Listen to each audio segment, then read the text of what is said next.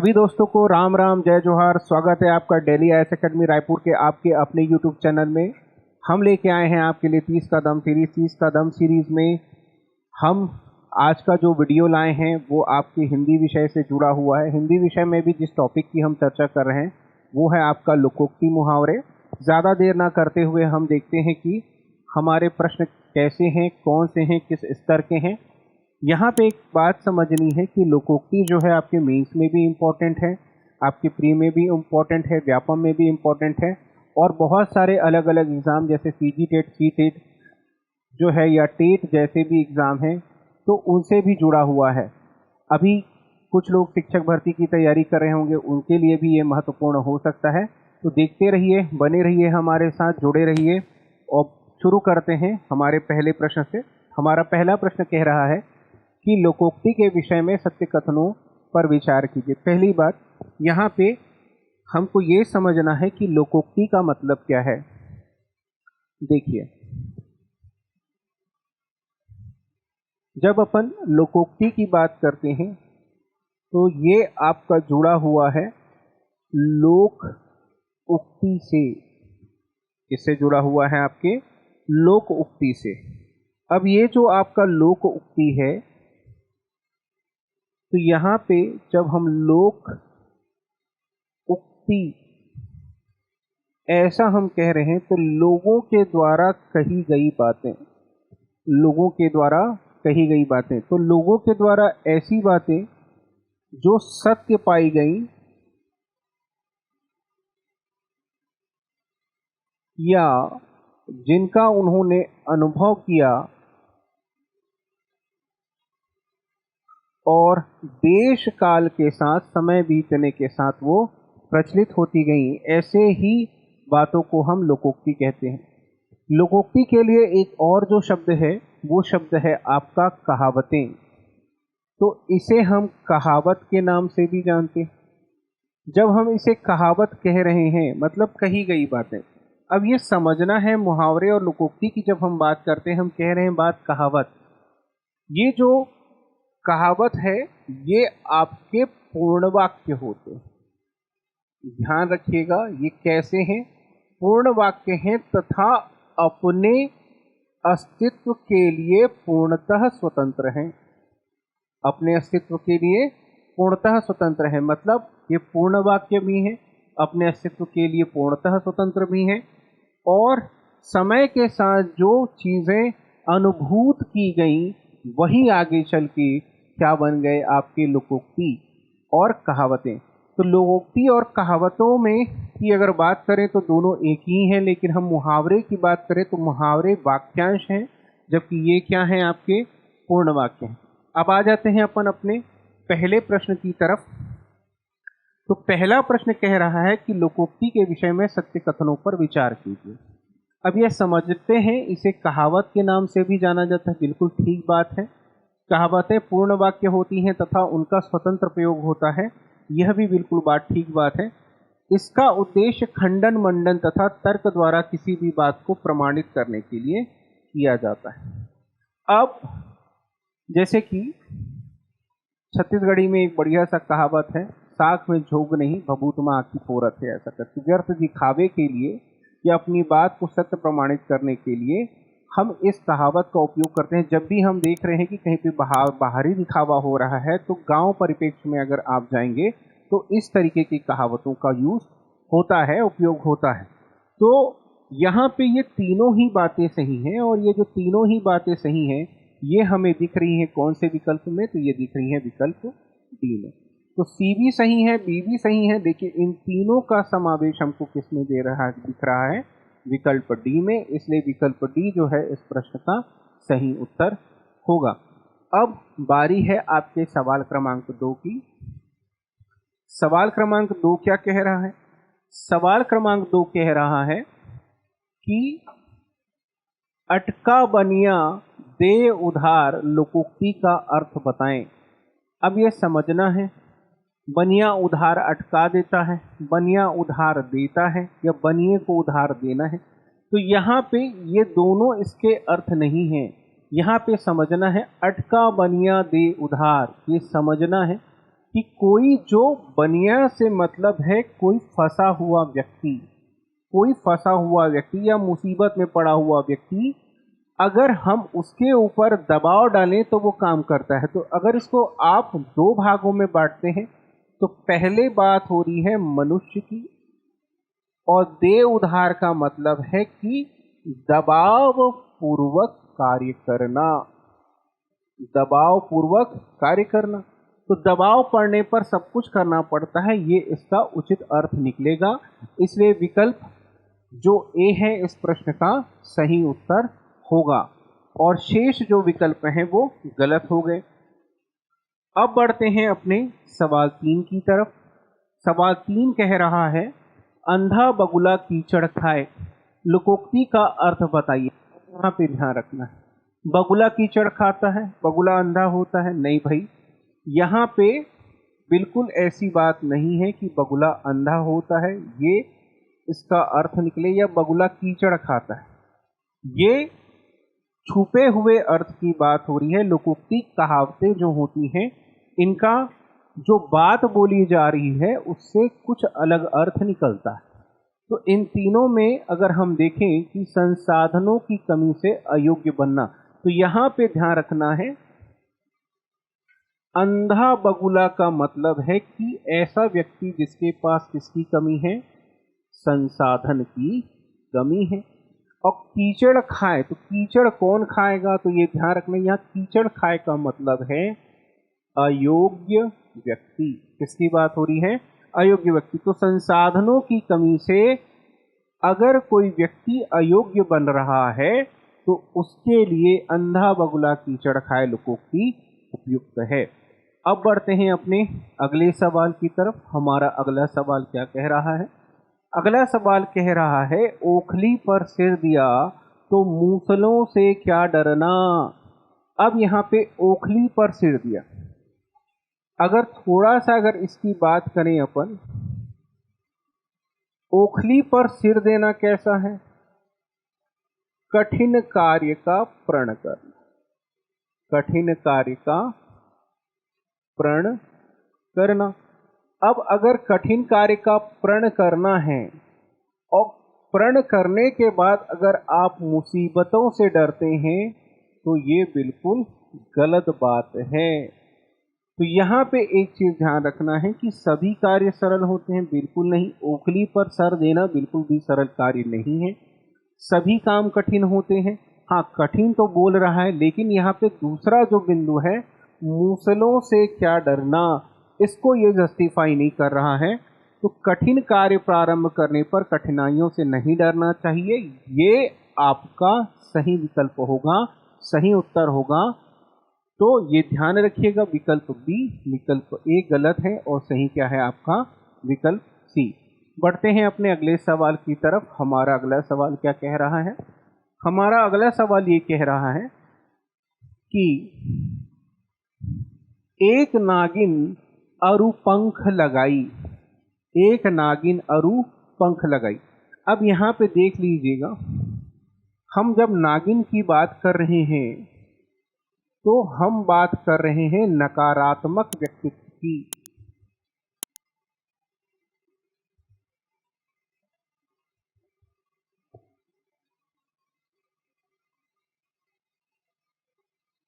तो ये जो नकारात्मक व्यक्तित्व है हम उसकी बात कर रहे हैं, और ऊपर से क्या बोल रहे हैं कि नागिन अरु पंख लगाई, मतलब ये ऐसी स्थिति हो गई, एक बुराई तो है ही है लेकिन साथ में उसके साथ और दूसरी बुराई भी है। देखते हैं कौन सा विकल्प संतुष्ट करता है।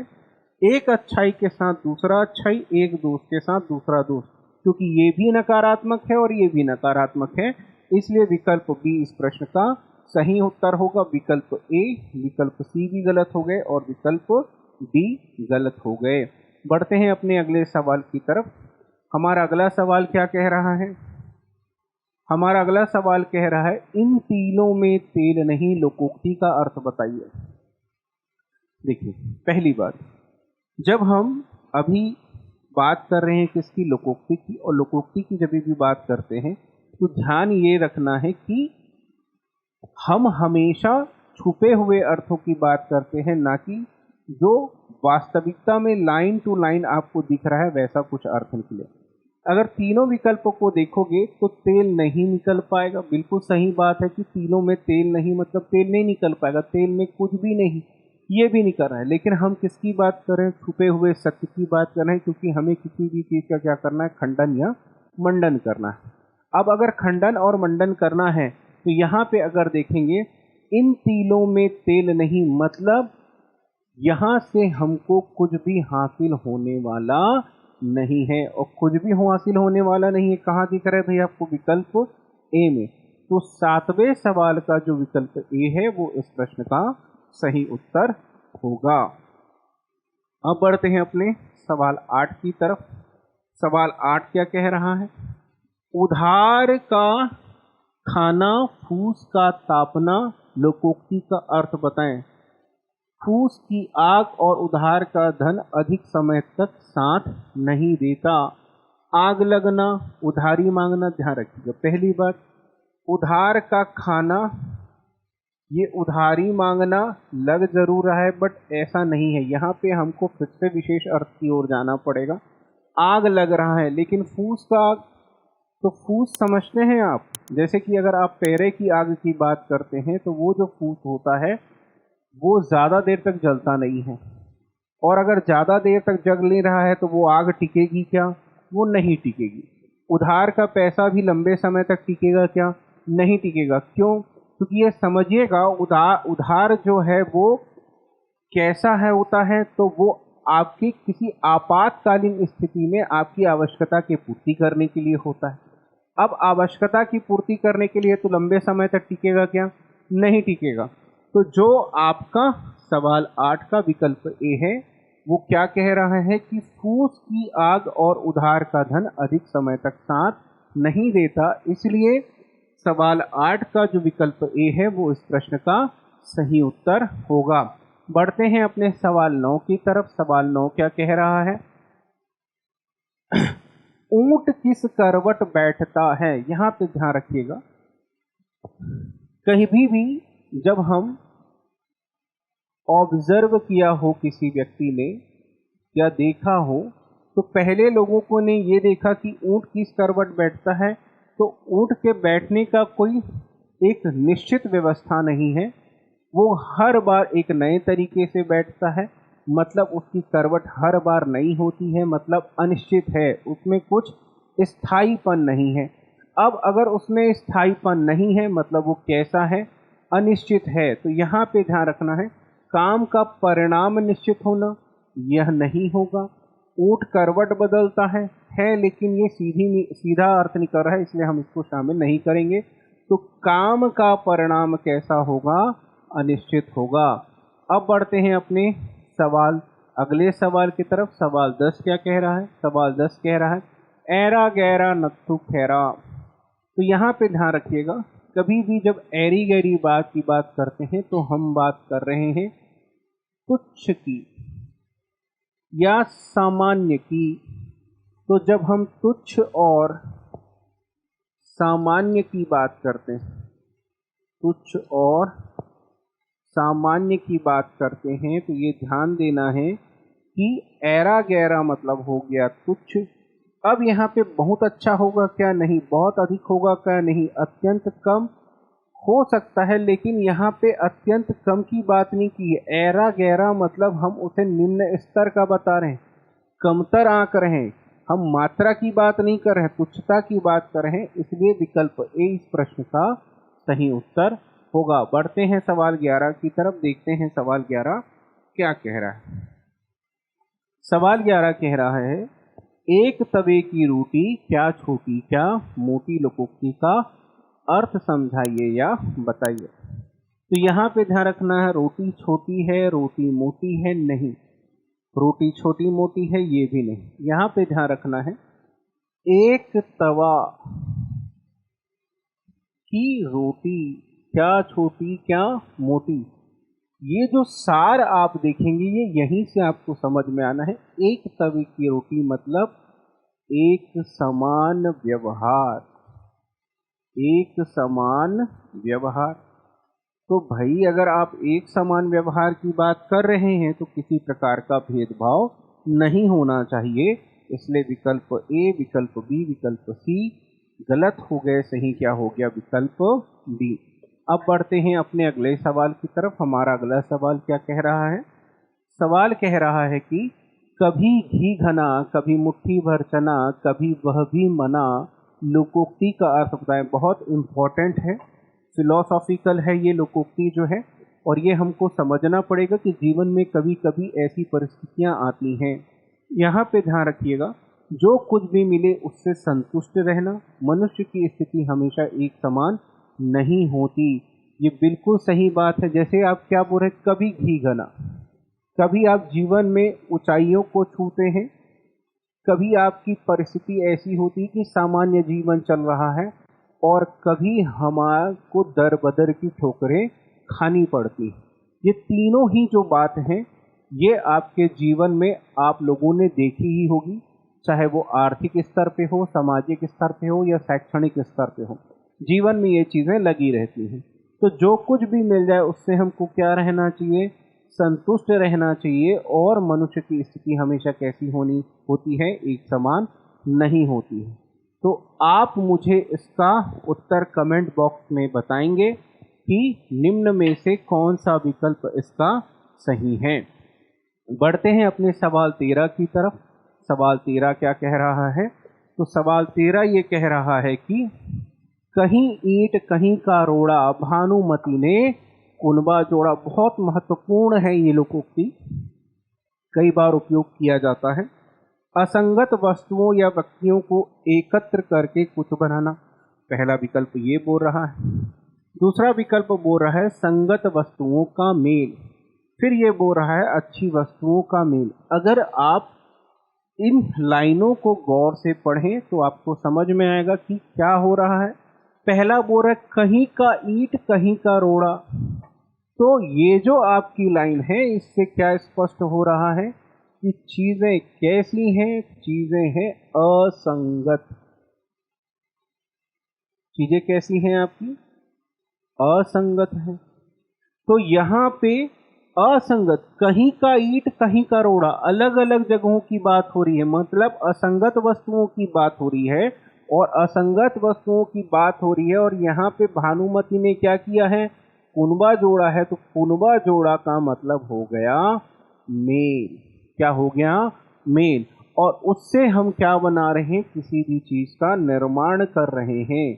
तो जब ऐसा अर्थ निकल रहा है तो मुझे ऐसा लगता है कि इसके लिए विकल्प ए उचित बैठेगा। तो असंगत वस्तुओं या व्यक्तियों को एकत्र करके कुछ बनाना। और विकल्प बी, विकल्प सी, विकल्प डी गलत हो गए। अब बढ़ते हैं अपने अगले सवाल, सवाल 14 की तरफ। सवाल 14 क्या कह रहा है? कोयले की दलाली में हाथ काले, लोकोक्ति का अर्थ बताएं। अब ये समझना है, कोयला जो है ये आपके खराब काम या अनुचित कार्य से जुड़ा हुआ है। किससे जुड़ा हुआ है? अनुचित कार्य से जुड़ा हुआ है। दूसरी बात, अगर हम अनुचित कार्य कर रहे हैं तो कोयले के दलाली में हाथ काले, मतलब अनुचित कार्य करने वाले की भी स्थिति जो है वो खराब हो जाती है। देखते रहिएगा, जैसे कि कभी कभी समस्याएं ऐसी होती हैं, कुछ लोग कुकृत्य में लगे रहते हैं, दुष्कर्मों में लगे रहते हैं, कुछ ऐसे कार्यों में लगे रहते हैं जो अवैध होते हैं, गैर कानूनी होते हैं, और एक ना एक दिन उनका भांडा फूट जाता है। तो ऐसे में अगर हम देखते हैं कि कोयले के दलाली में हाथ काले, तो अच्छी बात करने वाला बिल्कुल नहीं भाई, क्योंकि यहाँ पे कोयला शब्द जो है वो नकारात्मक आपका अर्थ लेके आ रहा है। दूसरी बात, छोटी सोच वाले की बात नहीं हो रही है, बड़ी बड़ी बात करने की बात नहीं हो रही, बात हो रही है किसकी? बुरी संगत में क्या लगता है? कलंक लगता है। इसलिए सवाल 14 का जो विकल्प डी है वो आपके इस प्रश्न का सही उत्तर होगा। अब बढ़ते हैं अपन सवाल 15 की तरफ। सवाल 15 क्या कह रहा है? खग जाने खग की भाषा, लोकोक्ति का अर्थ बताएं। यहाँ पे ध्यान रखना है, जो जिस संगति में रहता है वह उसका पूरा भेद जानता है। भाषा का जानकार खग होशियार होता है, इनमें से कोई नहीं। यहाँ पे भाषा के जानकार की बात नहीं हो रही है। खग पक्षी होशियार होते हैं, कुछ पक्षी आपके मूर्ख भी होते हैं, तो यहाँ पे ध्यान रखना है खग होशियार होता है ये बात बिल्कुल नहीं है। और भाषा का जानकार इसकी बात नहीं हो रहा है, हम पक्षी के भाषा के जानकार की बात नहीं कर रहे हैं। यहाँ पे बात हो रही है जो जिस संगति में रहता है, तो यहाँ पे ये ध्यान रखिएगा खग और खग की बात हो रही है, और जाने से हमको समझना है हम बात कर रहे हैं किसकी, संगति की।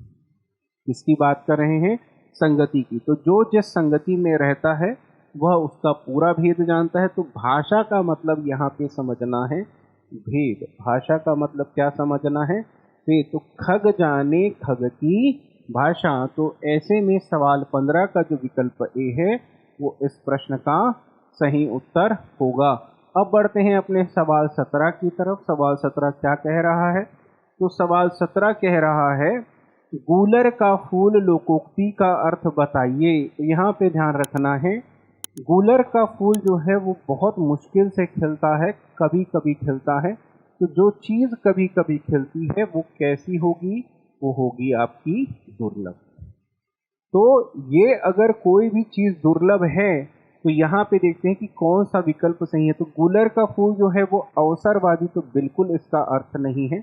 और बी नहीं होगा तो सी नहीं है, क्योंकि हमारे पास दुर्लभ से मिलता जुलता विकल्प ए है। इसलिए सवाल 16 का जो विकल्प ए है वो इस प्रश्न का सही उत्तर होगा। बढ़ते हैं अपने सवाल 17 की तरफ। सवाल 17 कह रहा है गंगा गए गंगा दास, जमुना गए जमुना दास। अब यहाँ पे हमको समझना है गंगा गए गंगा दास, जमुना गए जमुना दास। दास से समझना है जिसको जिसकी चाह होती है वो उस ओर जाता है। और यहाँ पे गंगा और यमुना जुड़ा हुआ है आपके अवसर से। गंगा यमुना किससे जुड़ा हुआ है, अवसर से। तो यहाँ पे ये जो गंगा है, ये जो जमुना है, यहाँ पे बात हो रही है किसकी, अवसर की बात हो रही है। किसकी बात हो रही है, अवसर की बात हो रही है। और गंगा दास और जमुना दास का मतलब क्या हो जाएगा कि जिसको जिसकी चाह होती है वो उस ओर जाता है। तो यहाँ पे बात हो रही है किसकी, अवसरवादिता की। किसकी बात हो रही है, अवसरवादिता की बात हो रही है। तो अवसरवादिता किसमें दिख रहा है, विकल्प ए में। और अगर बी गलत हुआ तो सी भी गलत हो जाएगा, क्योंकि हमारे पास विकल्प ए मौजूद है, इसलिए इनमें से कोई नहीं जो विकल्प है वो उपयुक्त नहीं बैठेगा। बढ़ते हैं सवाल 18 के तरफ। सवाल 18 क्या कह रहा है, घर खीर तो बाहर भी खीर, धनवान की सब इज्जत करते हैं, संपन्नता को सर्वत्र प्रतिष्ठा मिलती है। अब ये बताइएगा कि घर खीर और बाहर खीर मतलब एक व्यक्ति को घर में भी सम्मान है, बाहर भी सम्मान है, और खीर जुड़ा हुआ है संपन्नता से। मैंने आपको एक क्लू दे दिया है इसमें, और आप मुझे कमेंट बॉक्स में बताइए कि जो सवाल 18 है उसके लिए कौन सा विकल्प उपयुक्त होगा। बढ़ते हैं अपने सवाल 19 की तरफ। सवाल 19 क्या कह रहा है, सवाल 19 कह रहा है कि चिकने घड़े पर पानी नहीं ठहरता। यहाँ पे ध्यान रखिएगा, चिकना घड़ा। तो चिकना घड़ा का अगर हम बात करते हैं तो चिकना घड़ा का मतलब क्या है, और चिकने घड़े पे क्या नहीं है, पानी आपका नहीं ठहर रहा। तो चिकना घड़ा से हमको समझना है कैसा व्यक्ति, निर्लज्ज व्यक्ति, जिसको लाज नहीं आती, जिसको कुछ समझाओ तो फर्क नहीं पड़ता। तो ये निर्लज्ज जो व्यक्ति है उस पर किसी भी उपदेशों का या अच्छी बातों का प्रभाव नहीं पड़ता। यहाँ पे सिर्फ चिकने घड़े की बात नहीं हो रही है, और घना चिकना होना चाहिए इसकी भी बात नहीं हो रही। हालांकि अगर आप चाहें तो जो घड़ा है कायदे से चिकना नहीं होना चाहिए, संरंध्र होना चाहिए। जितना ज़्यादा संरंध्र होगा उतना पानी जो है वो ठंडा करेगा। कुछ दिनों बाद गर्मी का सीजन आ जाएगा तो आप लोग देख लीजिएगा, थोड़ा सा खोदूरा टेक्सचर का घड़ा लीजिएगा, ठीक है। अब आ जाते हैं सवाल 20 की तरफ। चूहे का बच्चा बिल ही खोदेगा। ये समझिएगा, बहुत इम्पोर्टेंट है, बहुत बढ़िया है ये। जातिगत स्वभाव नहीं छूटता। देखिए, चूहे का बच्चा, यहाँ से समझना है, हम बात कर रहे हैं जातिगत विशेषता। किसकी बात कर रहे हैं? जातिगत विशेषता की हम बात करते हैं। दूसरा, यहाँ पे हम क्या बोल रहे हैं कि जातिगत कार्य की बात कर रहे हैं। तो यहाँ पे बिल खोदेगा, ये बता रहा है संस्कार। संस्कार मतलब अगर कोई व्यक्ति बहुत समय से किसी कार्य में जुड़ा हुआ है या वैसे ही लोगों के साथ जुड़ा हुआ है, तो उसके जो संस्कार होंगे उसकी भी बात हो रही है, और स्वभाव छूटता नहीं। तो संस्कार मतलब है स्वभाव नहीं छूटता। तो ये दोनों ही विकल्प हमको कहाँ दिख रहे हैं? विकल्प सी में। तो हमारे लिए जो सवाल 20 है उसका विकल्प सी इस प्रश्न का सही उत्तर होगा। बढ़ते हैं अपने सवाल 21 की तरफ। सवाल 21 क्या बोल रहा है? जहां जाए भूखा वहां पड़े सूखा। अब यह समझना बहुत इंपॉर्टेंट है, और ये शायद कभी न कभी हर कोई इस चीज को अनुभव करता है। जहां जाए भूखा वहां पड़े सूखा। यहाँ पे भूखे का मतलब है भाग्यहीन व्यक्ति। कैसा व्यक्ति? भाग्यहीन व्यक्ति। तो जहां जाए भूखा वहां पड़े सूखा। तो भाग्यहीन व्यक्ति एक तो वैसे ही भाग्यहीन है, और जहां पे पहुंचा वहां पे भी क्या पड़ गया? सूखा पड़ गया। तो सूखा को समझना है कठिनाइयां।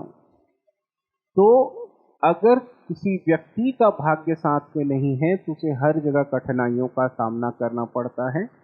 यहाँ पे अवसरवादिता, अल्पज्ञ या बेवकूफ की बात नहीं हो रही। हालांकि जिसका भाग्य अच्छा नहीं होता उसे लोग मूर्ख भी समझते हैं, अल्पज्ञ भी समझते हैं, और न जाने क्या क्या समझते हैं। लेकिन ये तीनों विकल्प ही नहीं है। आपका विकल्प ए इस प्रश्न के लिए सही होगा। अब बढ़ते हैं अपने सवाल 22 की तरफ। सवाल 22 क्या कह रहा है? सवाल 22 कह रहा है, जबरा मारे रोवे ना दे। लोकोक्ति का अर्थ बनाएं। ताकतवर आदमी का अत्याचार चुपचाप सहना पड़ता है। आश्रयदाता से शत्रुता नहीं रखना चाहिए। भिन्न भिन्न मत, इनमें से कोई नहीं। यहाँ पे ध्यान रखना, जबरा मारे रोवे ना दे। अब ये समझना है, जबरा मतलब है ताकतवर, और रोवे न दे का मतलब है कि अत्याचार को चुपचाप सहन करना। भाई, आपको अगर रोने नहीं दे रहा है तो आप शिकायत कर पा रहे हैं क्या? नहीं कर पा रहे हैं, और शिकायत नहीं कर पा रहे हैं मतलब चुपचाप सह रहे हैं। इसलिए जो सवाल 22 है उसका विकल्प ए इस प्रश्न का सही उत्तर होगा। हालांकि आश्रयदाता से शत्रुता नहीं करनी चाहिए, ये लगता उसी तरीके का है, बट ये ऐसा है नहीं। यहाँ पे जबरा से आपको समझना है ताकतवर व्यक्ति। इसकी बात कर रहे हैं अपन, ताकतवर व्यक्ति, और उससे क्या नहीं करना चाहिए? तो ये ध्यान की बैर तो लीजिए ही मत, और अत्याचार आपको चुपचाप सहना पड़ेगा। ये इस आपके लोकोक्ति का अर्थ है। अब बढ़ते हैं अपने सवाल 23 की तरफ। सवाल 23 क्या कह रहा है? जैसे सांपनाथ वैसे नागनाथ। बहुत महत्वपूर्ण है। लोकोक्ति का अर्थ बताएं। हालांकि इसको आप पढ़ते ही आप समझ जाएंगे कि सांपनाथ व नागनाथ भाई भाई हैं। बोल रहा है विकल्प की सभी के साथ समान व्यवहार करना चाहिए। नहीं, यहाँ पे सभी के साथ समान व्यवहार की बात नहीं कर रहे। यहाँ पे उस व्यक्तित्व का चरित्र बता रहा है। सांपनाथ और नागनाथ मतलब यहाँ पे समझ रहे हैं कि एक तो खराब है ही है और दूसरा भी खराब है। तो यहाँ पे दोनों स्थिति खराब है। तो जब दो खराब हैं तो विकल्प आपका ए क्या कह रहा है? दो विकल्पों में दोनों का खराब चुनाव। तो विकल्प ए इस प्रश्न का सही उत्तर होगा। अब बढ़ते हैं अपने सवाल 24 की तरफ। सवाल 24 क्या कह रहा है? ज्यादा जोगी मठ उजाड़। ज्यादा जोगी मठ उजाड़, ये समझना है आपको। ज्यादा जोगी मठ उजाड़ का क्या मतलब? अत्यधिक कार्य। ज्यादा से आपको अत्यधिक नहीं समझना।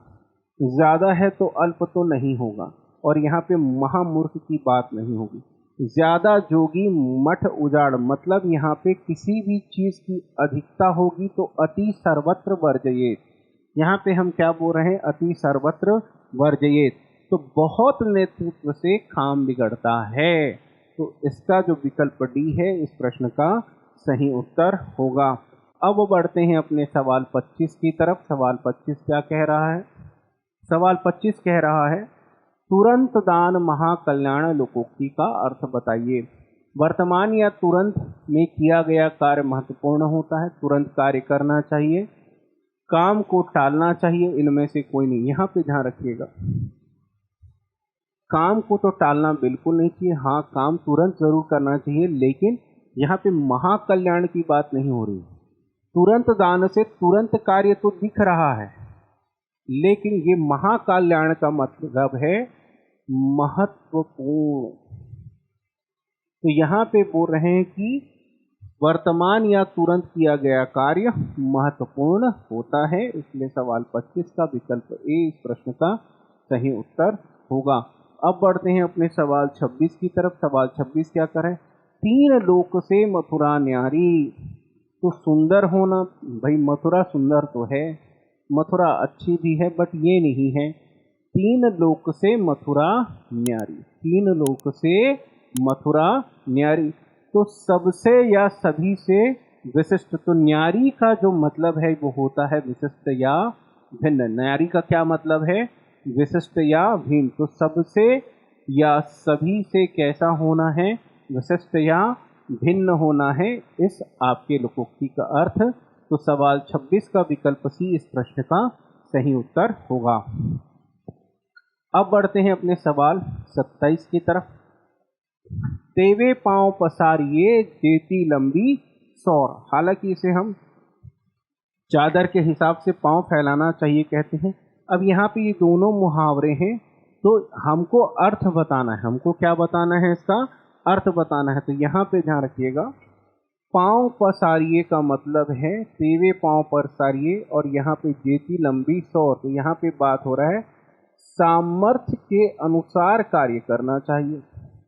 तो पांव पसारना जुड़ा हुआ है कार्य से और लंबी सौर जुड़ा हुआ है सामर्थ्य से। तो यहाँ पे ये दोनों तो मुहावरे हो गए। तो मुहावरे की बात नहीं हो रही, बात हो रही है किसकी? आपके अर्थ की बात हो रही है। इसलिए विकल्प जो आपका सवाल 27 है उसका विकल्प भी इस प्रश्न का सही उत्तर होगा। अब बढ़ते हैं अपने सवाल 28 की तरफ। सवाल 28 क्या कह रहा है? सवाल 28 कह रहा है थूक से सत्तू सानना लोकोक्ति का अर्थ बताएं। कम सामग्री से काम पूरा करना, सत्तू थूक से ज्यादा साना जाता है, अभाव की अवस्था। यहाँ पे ध्यान रखिएगा,